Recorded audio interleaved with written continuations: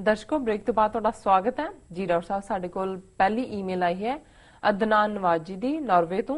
ये लिखते हैं सत श्री अकाल सर डॉक्टर अमरजीत सिंह जी। सत श्री अकाल। मैं नॉर्वेन पाकिस्तानी हाँ। नॉर्वे च मेरा जन्म होया। मैं आप जी दे प्रोग्राम बड़े उत्साह नाल देखदा हाँ। मैं लगातारता नाल नवे एपीसोड यूट्यूब ते देखता हाँ। मैनू पंजाब दे इतिहास ते हालातां बारे डॉक्टर अमरजीत सिंह दे प्रोग्राम द्वारा बहुत जानकारी मिली है ਅਤੇ मिल रही है। इस प्रोग्राम ਲਈ मैं ਤੁਹਾਡੀ ਬਹੁਤ ਸ਼ਲਾਘਾ ਕਰਦਾ ਹਾਂ। ਡਾਕਟਰ ਸਾਹਿਬ ਤੁਹਾਡੀ ਸ਼ਖਸੀਅਤ ਬੜੀ ਖਿੱਚ ਪਾਉਂਦੀ ਹੈ ਅਤੇ ਤੁਹਾਡੀਆਂ ਗੱਲਾਂ ਸਹੀ ਜਾਪਦੀਆਂ ਹਨ। ਤੁਹਾਡੀ ਤਕਰੀਰ ਲੋਕਾਂ ਲਈ ਖਿੱਚ ਦਾ ਕੇਂਦਰ ਹੈ। ਪਾਕਿਸਤਾਨ ਖਾਲਿਸਤਾਨ ਦੇ ਹੱਕ ਵਿੱਚ ਹੈ ਅਤੇ ਮੈਂ ਇੱਕ ਪਾਕਿਸਤਾਨੀ ਹੋਣ ਦੇ ਨਾਤੇ ਰਾਜਸਥਾਨ, ਪੰਜਾਬ, ਗੁਜਰਾਤ, ਹਿਮਾਚਲ ਪ੍ਰਦੇਸ਼ ਅਤੇ ਹਰਿਆਣਾ ਜੋ ਖਾਲਿਸਤਾਨ ਦੀਆਂ ਹੱਦਾਂ ਹਨ ਦੀ ਸਪੋਰਟ ਕਰਦਾ ਹਾਂ। मैं ये भी उम्मीद करता हाँ कि जम्मू कश्मीर भी आजाद होवे तां जो ओ बंटवारे तो पहला वांग पाकिस्तान नाल आ सकन। रब राखा जी। डॉक्टर साहब रब राखा।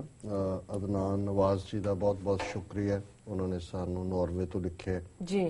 उन्होंने जन्म नॉर्वे का है और ज़ाहिर है भी जदों तुहाडी नैक्सट जनरेशन इधर आ जाती है तो अपनी फादरलैंड या मदरलैंड धरती बारे उन्होंने जानने की इच्छा जरूर होंगी है। पहली जनरेशन तो आई उत्थों होंगी है जी।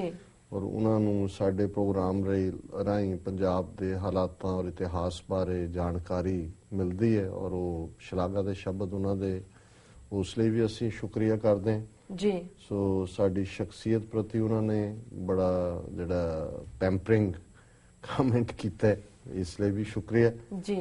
उन्होंने एक पाकिस्तानी होने के नाते बेशक नॉर्वेजियन ने बट ज़ाहिर है कि पाकिस्तानी मूल दे ने उन्होंने खालिस्तान की हमायत की है और हद्दां की गल करते हैं भी क्योंकि जो अक्सर जिवें उन्होंने कहा ये ना दूजियां नूं लगे कि जी असी सारा राजस्थान या गुजरात या हरियाणा या सारा हिमाचल जिहड़ा वो खालिस्तान बनाना चाहते हैं जो उस मंग करते हैं। साडा अक्सर जो कोई पुछते ने कि उस दियां की हद्दां ने सो ज़ाहिर है कि 50,300 स्क्वायर किलोमीटर साडा फोकस है जिथे ऑलरेडी साडा पंजाब है। इस तो इलावा चंडीगढ़ हरियाणे के पंजाबी बोलते इलाके अंबाले तक और जमुना तक जिहड़े उहदे चों दूसरा हिस्सा कढ़ के जिहड़े कि इनफैक्ट हरियाणे की थां ते वैसटर्न यूपी का हिस्सा होना चाहिए सी जी। रोहतक गुड़गांव जां ये सारे हिस्से जिहड़े 1857 के गदर तो बाद पनिशमेंट के तौर पर इधर मनाए से वो असी नहीं चाहते पर जिहड़ी साडी पंजाबी बैल्ट जिहड़ी है सिख बैल्ट घग्गर तो जमुना तक भी रही। जींद की रियासत भी सिख रियासत थी 47 तक। राजस्थान दे विच असी साडे गंगानगर और हनुमानगढ़ दो जिले जिन्हां दे विच Sikh almost half the population है, कुछ ज्यादा भी हो सकती है जी। और जो असी गुजरात की गल करते हैं फिर राजस्थान के उस डेजर्ट तो क्योंकि इधरों वाघा बॉर्डर है अमृतसर वाले पासे और हुसैनी वाला है इस पासे राजस्थान वाले पासे फिरोजपुर और उतों ही डेजर्ट शुरू हो जाता है राजस्थान का। तो राजस्थान ही वही डेजर्ट अगे जाके गुजरात के डेजर्ट नाल भी मिलता है समुद्र तक जी। सो असी उस 25-30 मील का कॉरीडोर लांघा जिहड़ा कि सानू समुद्र तक एक्सैस दे अदरवाइज असी गुजरात चो कुछ नहीं लेना है। और इस तरह जिहड़ियां साडियां नैचुरल हिल्स पंजाब दियां शिवालक हिल्स होण लाहौल स्पीति और ये रोहतांग पास तक जिहड़ा साडा चाइना दे नाल बॉर्डर है इस पासों लगेगा एक नैचुरल बॉर्डर है और जे नैगोशिएशन नाल देणगे तां भी बेहतर है जी। नहीं तो अल्टीमेटली असी पहला भी ड्रॉ किया है 19th सेंचुरी भी असी ड्रॉ किया बॉर्डर असी फिर भी ड्रॉ करांगे बॉर्डर्स ड्रॉ होंदे रहंदे ने। और उन्होंने बिल्कुल ठीक किया कि भी जे खालिस्तान की आज़ादी होंदी है तो उहदे नाल उन्होंने जम्मू कश्मीर की आज़ादी की भी गल की और अक्सर मेरे मित्र शेख साहब जिन्होंने 18 साल खालिस्तान की तहरीक के नाल मिल के काम किया कश्मीरी सज्जन जी। वो अक्सर ये कहते सी कि road to Srinagar from Lahore comes via और गोज वाया अमृतसर।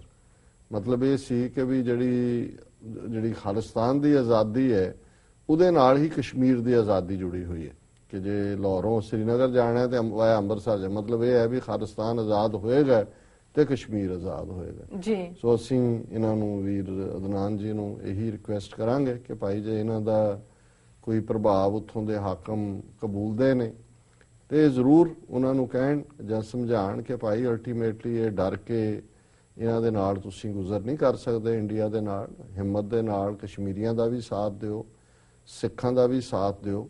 ਔਰ ਇਹ ਜਿਹੜੀ ਬਫਰ ਸਟੇਟ ਹੈ ਖਾਲਿਸਤਾਨ ਦੀ, ਵਾਹਗਾ, ਹੁਸੈਨੀਵਾਲਾ ਔਰ ਉਸ ਸਮੁੰਦਰ ਤੱਕ, ਇਹ ਸੈਪਰੇਟ ਕਰ ਦੇਗੀ ਇੰਡੀਆ ਪਾਕਿਸਤਾਨ ਨੂੰ। ਔਰ ਪਾਕਿਸਤਾਨ ਦੀ ਸੇਫਟੀ ਸਿਕਿਉਰਿਟੀ ਵੀ ਇਹਦੇ ਨਾਲ ਜੁੜੀ ਹੋਈ ਹੈ, ਨਹੀਂ ਤਾਂ ਇੰਡੀਅਨਸ ਨੇ ਉਹਨਾਂ ਨੂੰ ਟਿਕ ਕੇ ਬੈਣ ਨਹੀਂ ਦੇਣਾ। ਜੀ ਡਾਕਟਰ ਸਾਹਿਬ, ਸਾਡੇ ਕੋਲ ਅਗਲੀ ਈਮੇਲ ਆਈ ਹੈ ਰੁਪਿੰਦਰ ਕੌਰ ਜੀ ਦੀ। ਇਹ ਲਿਖਦੇ ਹਨ, ਸਿੱਖ, ਹਿੰਦੂ, ਮੁਸਲਿਮ ਅਤੇ ਈਸਾਈ ਸਾਰਿਆਂ ਨੂੰ ਹੱਕ ਹੈ ਗੱਲ ਕਰਨ ਦਾ। ਵਿਰੋਧ ਜੇ ਇਹਨਾਂ ਸ਼ਿਵ ਸੈਨਾ ਵਾਲਿਆਂ ਨੇ ਹਮੇਸ਼ਾ ਦੀ ਤਰ੍ਹਾਂ ਇਸ ਵਾਰ ਵੀ ਕਰਨਾ ਹੈ ਤਾਂ ਕਰਨ, ਪਰ ਬਿਨਾਂ ਕਿਸੇ ਨੂੰ ਠੇਸ ਪਹੁੰਚਾਏ।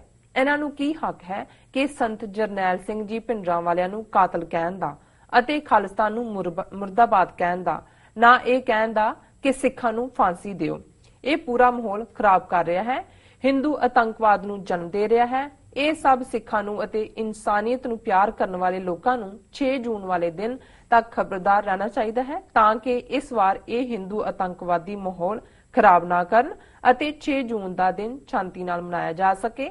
ਖਾਲਿਸਤਾਨ ਜ਼ਿੰਦਾਬਾਦ, ਸੰਤ ਜਰਨੈਲ ਸਿੰਘ ਜੀ ਜ਼ਿੰਦਾਬਾਦ। ਜੀ ਡਾਕਟਰ ਸਾਹਿਬ, ਜ਼ਿੰਦਾਬਾਦ ਜ਼ਿੰਦਾਬਾਦ, ਸੰਤ ਭਿੰਡਰਾਂ ਵਾਲੇ ਜ਼ਿੰਦਾਬਾਦ ਜ਼ਿੰਦਾਬਾਦ। ਜੀ ਭੈਣ ਜੀ ਰੁਪਿੰਦਰ ਕੌਰ ਜੀ ਦਾ ਬਹੁਤ ਬਹੁਤ ਸ਼ੁਕਰੀਆ। ਉਹਨਾਂ ਨੇ ਬੜੀ ਬਰੀਫ ਦੇ ਵਿੱਚ ਜਿਹੜੀ ਕਰੰਟ ਡਿਵੈਲਪਮੈਂਟ, ਔਰ ਮੈਨੂੰ ਖੁਸ਼ੀ ਹੁੰਦੀ ਹੈ ਕਿ ਅੱਜ ਜਦੋਂ ਅਸੀਂ ਇਹ ਦੇਖਦੇ ਹਾਂ ਕਿ ਸਾਡੇ ਯੰਗਸਟਰਸ ਖਾਸ ਤੌਰ ਤੇ ਸੀ ਥਰੂ ਦਾ ਗੇਮ, ਜਿਹਨੂੰ ਕਹਿੰਦੇ ਨੇ ਵੀ ਦੁਸ਼ਮਣ ਦੀ ਜਿਹੜੀ ਖੇਡ ਹੈ, ਉਹਨੂੰ ਦੇਖਣ ਦਾ ਮਾਦਾ ਵੀ ਰੱਖਦੇ ਨੇ, ਮਾਦਾ ਵੀ ਹੈ, ਔਰ ਉਸ ਨੂੰ ਦੇਖਣ ਦੀ ਸਮਰੱਥਾ ਵੀ ਰੱਖਦੇ ਨੇ ਜੀ।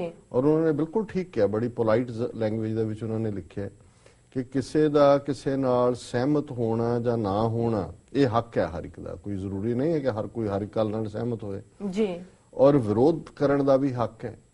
ਪਰ ਜੇ ਕੁਝ ਗੁੰਡੇ ਇਧਰੋਂ ਉਧਰੋਂ ਇਕੱਠੇ ਕਰਕੇ ਕਿਸੇ ਸ਼ਹਿਰ 'ਚ ਉਹ ਪਿੰਡਾਂ ਵਾਲਿਆਂ ਦੇ ਪੋਸਟਰ ਪਾੜਨ ਜਾਂ ਮੁਰਦਾਬਾਦ ਕਰਨ ਜਾਂ ਭੜਕਾਊ ਨਾਅਰੇ ਲਾਣ, ਇਸ ਕਿਸਮ ਦੀ ਭੜਕਾਹਟ ਔਰ ਇਸ ਕਿਸਮ ਦਾ ਹੀ ਮਾਹੌਲ ਸੀ ਜਿਹੜਾ ਬੇਸ਼ੱਕ ਇਹਨਾਂ ਨੇ ਪਿੰਡਾਂ ਵਾਲਿਆਂ ਦੇ ਖਾਤੇ 'ਚ ਪਾਉਣ ਦੀ ਕੋਸ਼ਿਸ਼ ਕੀਤੀ ਕਿ ਜੀ ਉਹਨਾਂ ਨੇ ਵਿਗਾੜਿਆ। ਇਹੀ ਲੋਕ ਸੀ, ਇਸ ਕਿਸਮ ਦੇ ਗੁੰਡੇ। 10,000 ਦਾ ਇਕੱਠ ਅੰਮ੍ਰਿਤਸਰ 'ਚ ਇਕੱਠਾ ਹੋ ਕੇ ਵੱਡੀਆਂ ਵੱਡੀਆਂ ਡਾਂਗਾਂ ਦੇ ਉੱਤੇ ਸਿਗਰਟਾਂ ਦੀਆਂ ਜਿਹੜੀਆਂ ਉਹ ਡੱਬੀਆਂ ਉਹ ਟੰਗੀਆਂ ਹੋਈਆਂ ਨੇ, ਔਰ ਉਹ ਨਾਰੇ ਲਾ ਰਹੇ ਨੇ ਕਿ ਭਾਈ सिगरेट बीड़ी पिएंगे, शान के साथ जिएंगे, कच्छ कंगा कड़ा कृपान, इनको भेजो पाकिस्तान, ऊड़ी ईड़ी नहीं पड़ेंगे।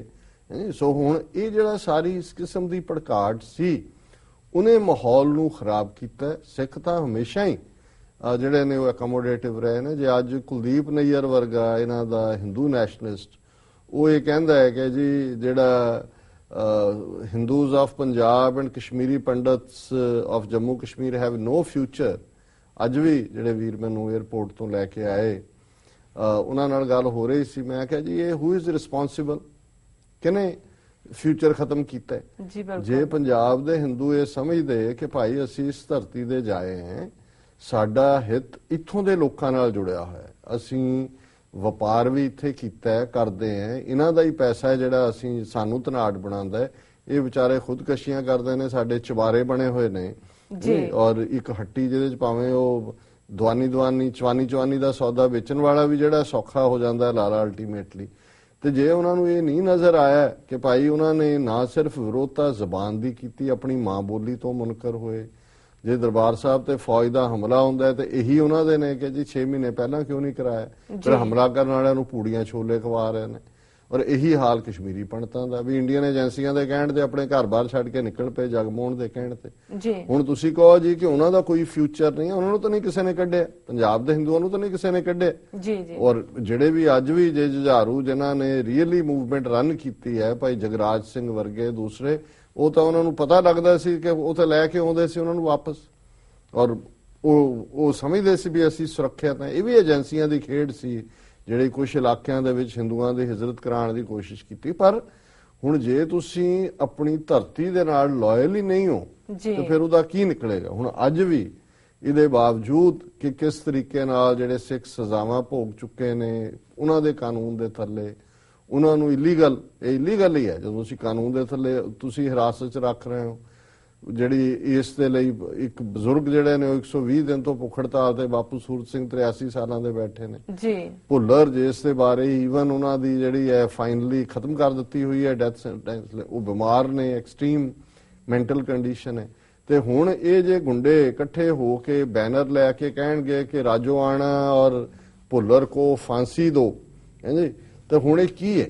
ਇਹ ਜਿਹੜਾ ਐਡਮਿਨਿਸਟ੍ਰੇਸ਼ਨ ਸਾਨੂੰ ਉੱਥੇ ਪੀਸਫੁਲੀ ਇਕੱਠੇ ਨਹੀਂ ਹੋਣ ਦਿੰਦਾ ਆਪਣੀ ਗੱਲ ਕਹਿਣ ਦੇ ਲਈ, ਇਹ ਗੁੰਡੇ ਕਿੱਥੋਂ ਆ ਜਾਂਦੇ ਨੇ ਔਰ ਇਹਨਾਂ ਨੂੰ ਮਾਰਚ ਔਰ ਇਸ ਕਿਸਮ ਦੀ ਭੜਕਾਟ ਪੈਦਾ ਕਰਨ ਦੀ ਆਗਿਆ ਕੌਣ ਦੇ ਰਿਹਾ? ਸੋ ਇਹਨਾਂ ਨੇ ਠੀਕ ਕਿਹਾ ਬਿਲਕੁਲ ਭੈਣ ਜੀ ਰੁਪਿੰਦਰ ਕੌਰ ਨੇ ਕਿ ਭਾਈ ਇਹ ਹਿੰਦੂ ਆਤੰਕਵਾਦ ਨੂੰ ਖੜਾ ਕਰਨਾ, ਔਰ ਇਸ ਦਾ ਜਿਹੜੀ ਟਾਈਮਿੰਗ ਹੈ ਇਸ ਵੇਲੇ ਹੁਣ ਆਲਮੋਸਟ 2-3 ਵੀਕ ਪਹਿਲਾਂ, ਇਹ ਜੇ ਤੁਸੀਂ ਪਿਛਲੇ ਸਾਲ ਦੀਆਂ ਖਬਰਾਂ ਕੱਢ ਲਓ 2-3 ਵੀਕ ਪਹਿਲਾਂ ਇਹ ਕੁਝ ਸ਼ੁਰੂ ਕਰਤਾ ਸੀ ਉਹਨਾਂ ਨੇ। ਸੋ ਇਸ ਵਾਰ ਸਾਨੂੰ ਚੁਕੰਨੇ ਹੋਣਾ ਚਾਹੀਦਾ ਹੈ, ਔਰ ਮੈਂ ਸਮਝਦਾ ਵੀ ਈਵਨ ਦਰਬਾਰ ਸਾਹਿਬ ਦੇ ਅੰਦਰ ਇਹ ਕੀ ਗੋਲ ਖਲਾਣਗੇ ਮੱਕੜ ਐਂਡ ਕੰਪਨੀ ਅਕਾਲੀ ਕਿਸ ਕਿਸਮ ਦਾ ਕਰਨਗੇ। ਹਾਲਾਂਕਿ ਸ਼੍ਰੋਮਣੀ ਅਕਾਲੀ ਦਲ ਅੰਮ੍ਰਿਤਸਰ ਦਾ ਮੈਂ ਮਤਾ ਦੇਖ ਰਿਹਾ ਸੀ, ਕੋਈ ਪਿਛਲੇ ਦਿਨਾਂ 'ਚ ਇਕੱਠੇ ਹੋਏ ਨੇ, ਉਹਨਾਂ ਨੇ ਕਿਹਾ ਕਿ ਜੀ ਅਸੀਂ ਇਹ ਪਿਛਲੇ ਸਾਲ ਵਾਲੀ ਖੇਡ ਨਹੀਂ ਖੇਡਣ ਦੇਵਾਂਗੇ ਏਜੰਸੀਆਂ ਨੂੰ ਜਿਹੜੀ ਉਹਨਾਂ ਨੇ ਸ਼ਰਾਰਤ ਕੀਤੀ, ਅਸੀਂ ਖਾਲਿਸਤਾਨ ਦੇ ਹੱਕ 'ਚ ਗੱਲ ਵੀ ਕਰਾਂਗੇ ਔਰ ਇਹ ਸਮਰਪਿਤ ਵੀ ਹੋਏਗੀ। ਸੋ ਕੁਛ ਨਾ ਕੁਛ ਸ਼ਰਾਰਤ ਐਡਮਿਨਿਸਟ੍ਰੇਸ਼ਨ ਵੀ ਕਰੇਗਾ। ਸੋ ਇਹਨਾਂ ਦਾ ਭੈਣ ਜੀ ਰੁਪਿੰਦਰ ਕੌਰ ਜੀ ਦਾ ਬਹੁਤ ਬਹੁਤ ਸ਼ੁਕਰੀਆ,